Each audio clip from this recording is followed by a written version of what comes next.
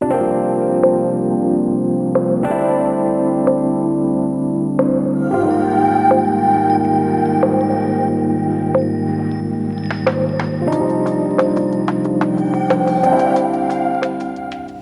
everyone, welcome to Safe and Sober.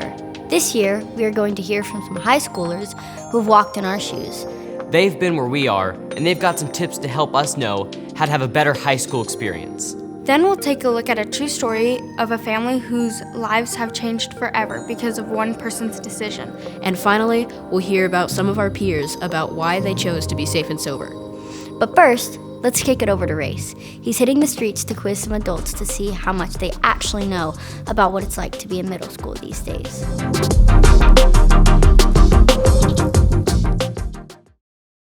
Hi, I'm Race. Today we're going to be hitting the streets and doing some middle school trivia. Let's go! What's your name? Mike Stevens. What's your name? Brock. Melanie. Patty. Tyler. Nate. Deborah. And what's your name? My name is Netta Carnes. Ready to play a game of middle school trivia? Let's do it. First question. You have 3 seconds to answer. What year do you think I was born? 2000s. What year do you think I was born?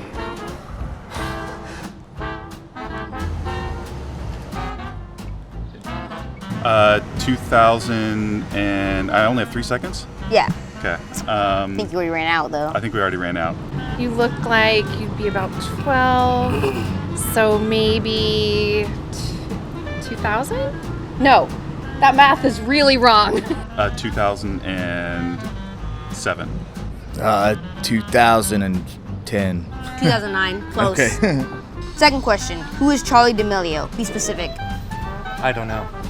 Who is Charlie D'Amelio? Be specific. I have no idea. Wait. A singer? I have no idea. Don't know. I have no idea. Charlie is the most popular creator on TikTok. Oh, okay. I'm not on TikTok, so yeah. Who is BTS? If you don't know, make something up. BTS? Yeah. Famous rapper. K-pop? A Korean dance group. That's behind the scenes, bro. Nope. I know that one. That's that group that's out right now. They have a hit song, Butter Something. Yeah, it's a BTS is a K-pop group. Use sus in a sentence. I have no idea. I can't even try. What is a K-pop group? A boy band from South Korea. B, an exclusive club for top 10 TikTok accounts. Or C, focus group studies the effects of soda on kindergartners. A. Yep. Okay, fifth question. Who is this? I don't know. I have no idea. Is it a baseball player? No, No clue. that's Charlie D'Amelio. Oh. Of course. Use sus in a sentence. Use what? Sus. Sus? S-U-S. In a sentence? Yeah. That guy is sus. That's pretty sus, bro. She was sus that night. That's one way. True or false? It's a good idea to get into a car with someone who's been drinking. False. No, it's not a good idea. False. Yep, you guessed it. False. Yep. Which of these statements about alcohol is true? A, alcohol is made of ethanol, the same ethanol that is used in fuel. B, alcohol is a depressant. C, teens who start drinking before the age of 15 are more likely to develop alcohol dependencies later in life.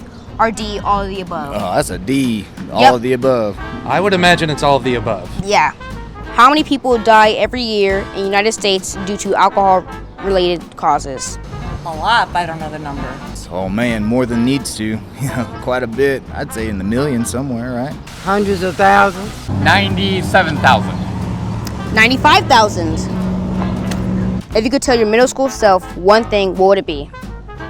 I would say to be true to who I am and not try to be someone else. Believe in yourself. Be a good person.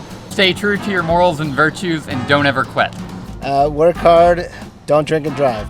You're gonna turn out pretty cool, bro. This is Rafe for Safe and Sober, signing out.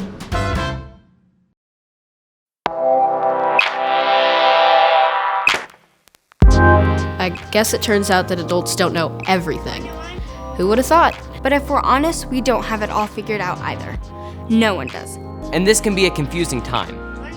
It's hard to find good information on pretty much anything. What we do know is that the next couple of years are going to be full of decisions. Who are we going to be? What are we going to be involved in? Which friends are going to stick around? Most of us will also face decisions regarding drugs and alcohol. In the next segment, we will check in with some high schoolers who have been down this path before. Maybe they'll have some useful advice we can use along the way.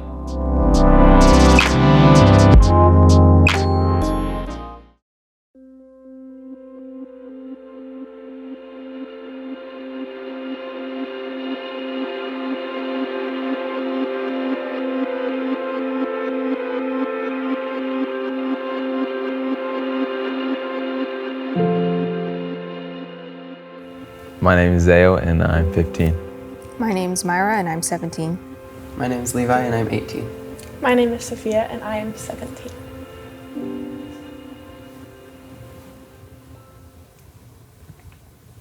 What was the biggest adjustment coming from middle school?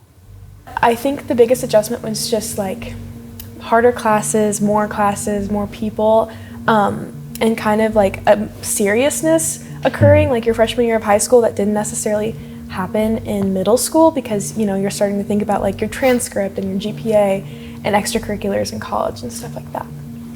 My biggest adjustment was probably the people, making friends, because from my elementary school, we were planned to go to a specific middle school, but I ended up not going there. I ended up going to a different one. I transferred, and it just made it much harder for me to adjust because I wasn't around the people I was familiar with. I wasn't around like teachers I already met. I wasn't even familiar with the school. It was like brand new to me, but you learn and you adjust. For me, it was the academics in middle school. The work was just, I did it just because I needed to get it done and my parents expected me to get it done and it was part of school. But like in high school, to me, it matters more because I'm very sports oriented. And so like having good grades just in case a college looks at you for a scholarship. So that's why that was the biggest adjustment for me. What advice would you give yourself in middle school? For me, probably to practice studying. Studying is so big because I'm not a very good test taker. I tend to like not fail, but do pretty poorly on tests.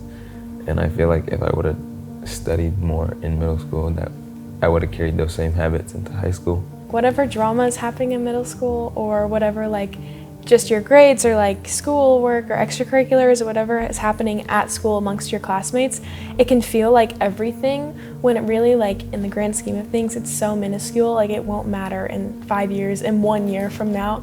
And so I think like especially just like middle school drama, I think it can really take over your life in middle school because you have like almost tunnel vision about what really life looks like and what friendships are supposed to look like. So just don't worry that much about what you're wearing or what other people think of you or what other people are saying about you because it won't matter that much in the long scheme of things. In middle school, you're all changing a lot and you're all developing and kind of navigating your friends and the middle school experience, and there's a lot of harshness in that and a lot of harsh honesty from people and also not honesty, and you can get hurt easily, and I know I experienced that, and I wish that someone would have told me that it really doesn't matter what everyone else thinks and that like you're perfect just the way you are and like there's nothing wrong with you. How dangerous is alcohol? Dangerous. Boy, oh boy, you don't even know. Yeah. No, I think the addiction of it, just the idea that it's something that can so easily and so quickly, and I think without really you even realizing it, just take over your life entirely. That alone is incredibly dangerous.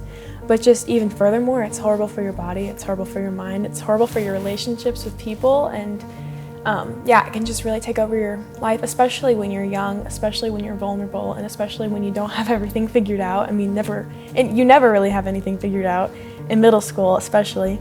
And so if you add substance abuse to the equation, like it is not a good idea.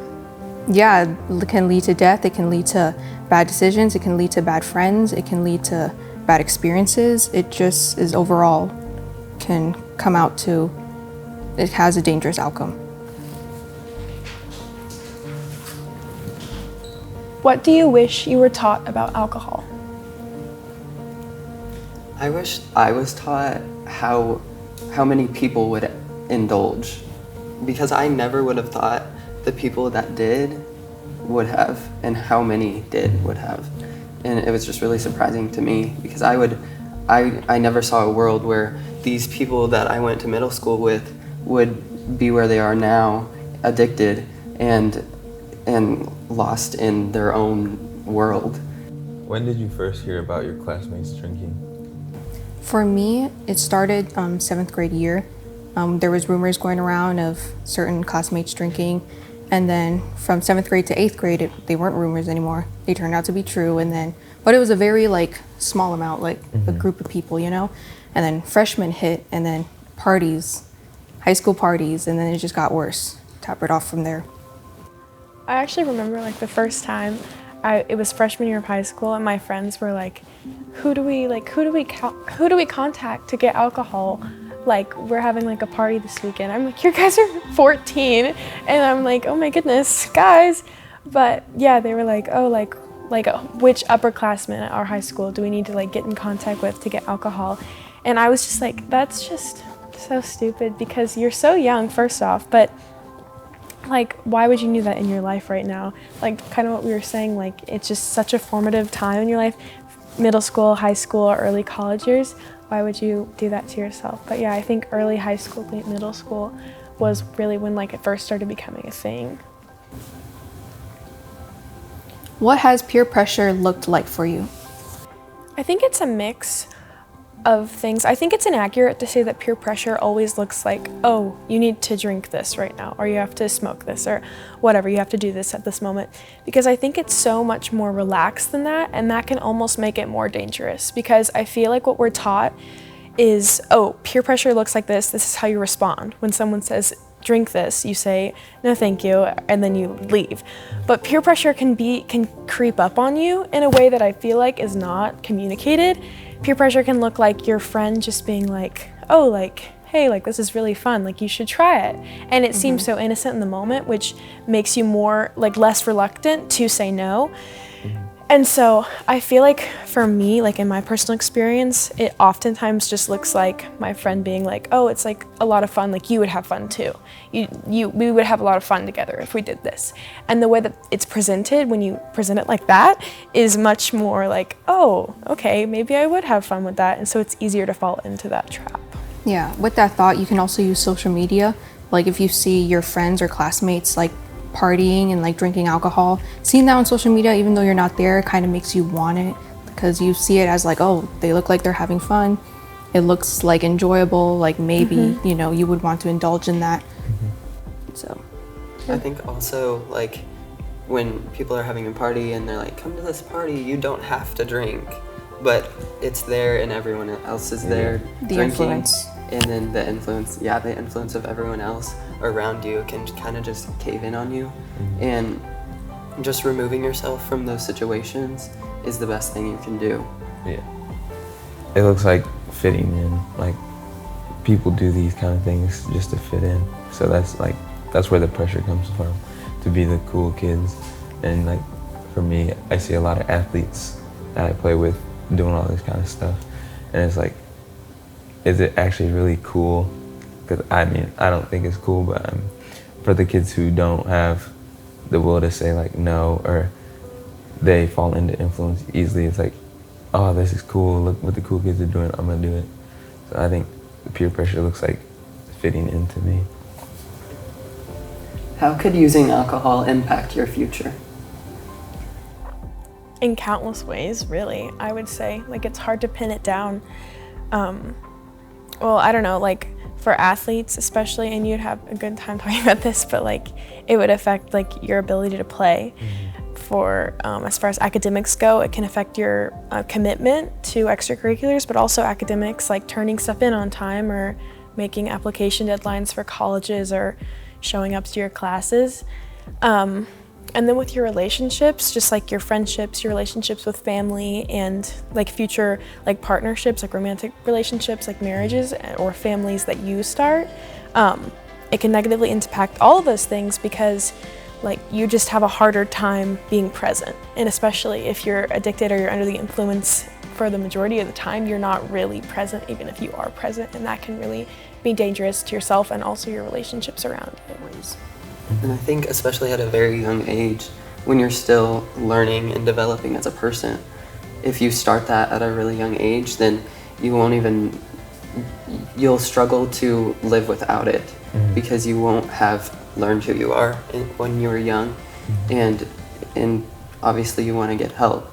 And you'll have to learn who you are and how to navigate while being sober. And I think it's really important to abstain until you know how to deal with it a safe way and a healthy way, so that you have developed and you know who you are as a person, so you have that to stand on and not just your addiction. Yeah.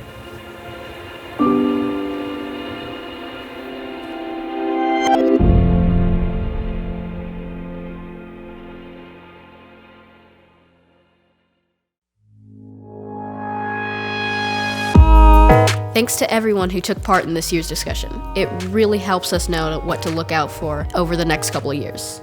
We're all faced with the same decisions about how we're going to respond when we're in a situation involving drugs or alcohol. In our next segment, we see firsthand the big impact of a seemingly small decision can have. We must warn you that some of the content in the next segment is heavy and may be uncomfortable for some viewers.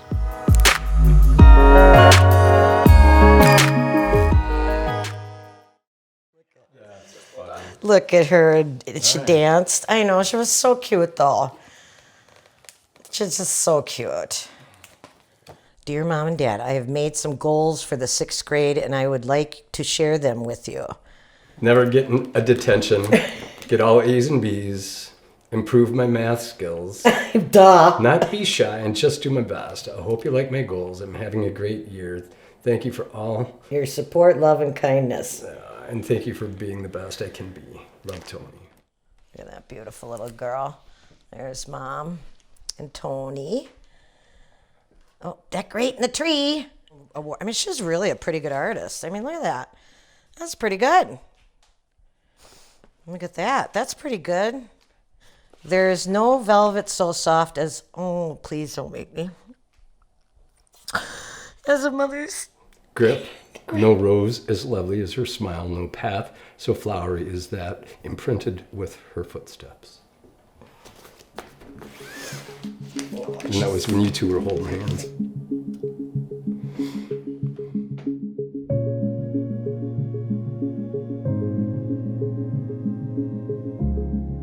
She was just the most beautiful kid.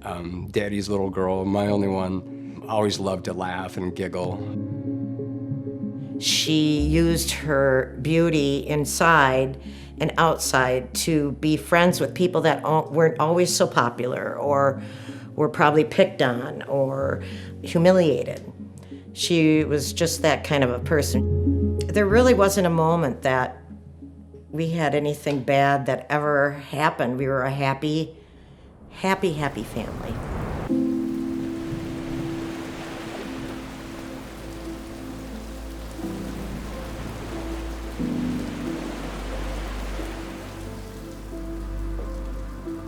It was a Saturday morning, and I called Tony, and I said, you know, honey, the roads are going to be really bad tonight.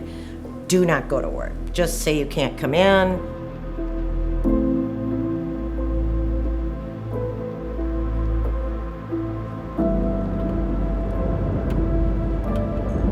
She'd apparently gone to work that Saturday and never came home. You know, we had no idea where to even begin to look. And of course the police wanted to talk to us and get access to her apartment and try and find out what we knew, and not knowing it was going to be so long.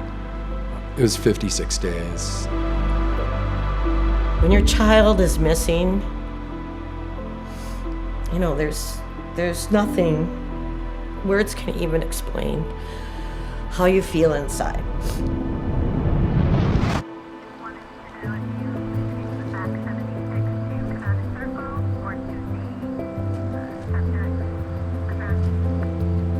my cell phone rings, and it's the detective, and said, we think we found her car. And then finally Dennis called again, and he said, it's a blonde female. And at that point, my heart just broke, and I just couldn't believe that she was gone. But I knew.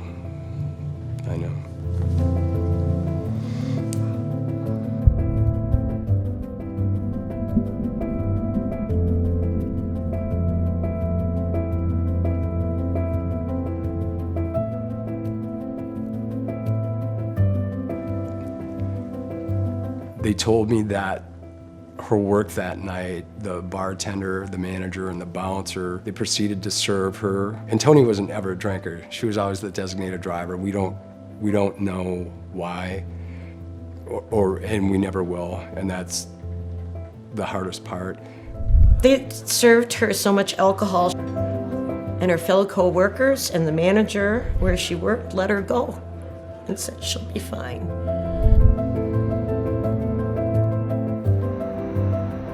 Next thing we know, she's parked going the wrong way at a stoplight, passed out at the light. You can see a police officer drive through the intersection, circle back, and come up behind her. Still nothing was different, knock on the windshield, and then proceeded to ask her what she was doing, ask her for ID. The police officer said, well, I'd like you to go over to the gas station across the street and collect yourself.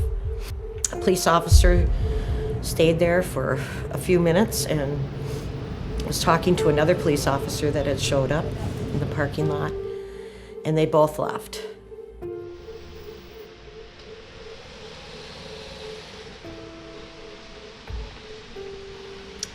Next thing, Tony is in the store, wandering around the store, so out of it. Anybody, a store clerk, he was there, he saw it, they interacted. She got back in her car. She just barely missed hitting two vehicles on the way out of the parking lot. Which then she ended up in a park next to the Missouri River. She drove herself down the boat ramp. And they say she looks like she tried to get out, but the cold weather and the water, even though she was an awesome swimmer, overtook her. I'll never forget the police officer saying to me, it's a good thing she was drunk, because she didn't feel anything, there was no pain. And, what do you say? I'm relieved? No. I want my baby back. We think of how many different ways that could have been prevented that day, and the people that could have stopped that, whether it be the people at her work, the guy in the convenience store, the police officer, absolutely. We wish she would have been arrested. We wish she would have been in jail. Lose your license, I don't care. Because none of that would have been as bad as what happened. End of the world at the palm of my hand.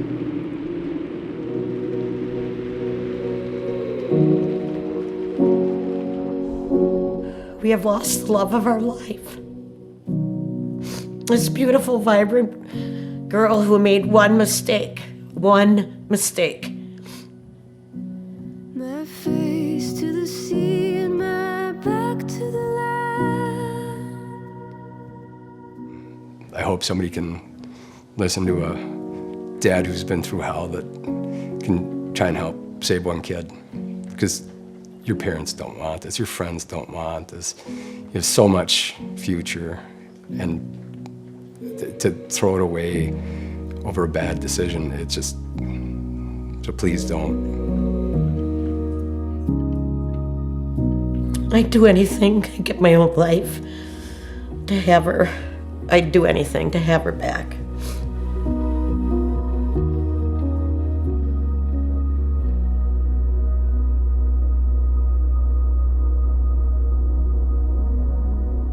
Some things are left behind.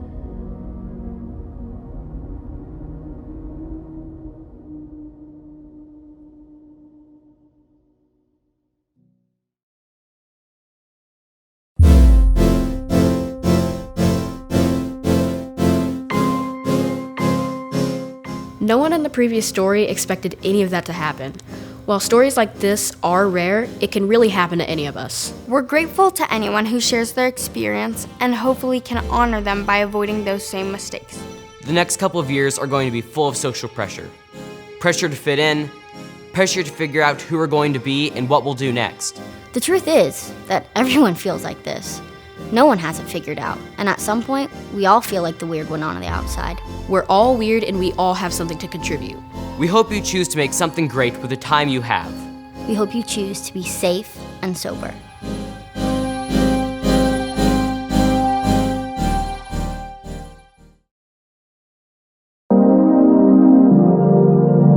Hey you. You with the great laugh. You with all the questions. You, the funny one. The quiet one. The creative one. You. You are the one and only.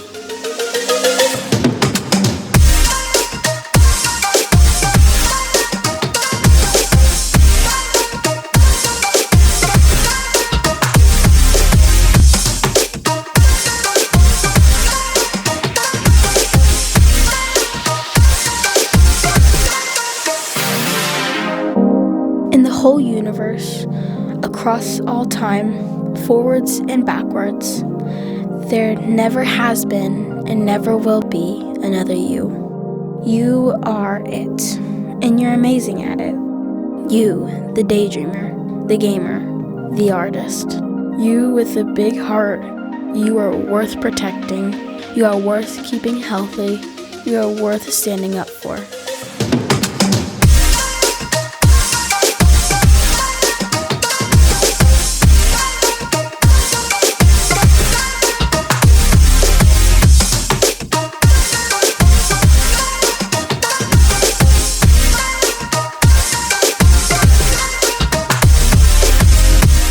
Who you are, how you live, it all depends on the choices you make, the boundaries you set, the promises you keep, the people you trust. Because the world only gets one you. How will you take care of you?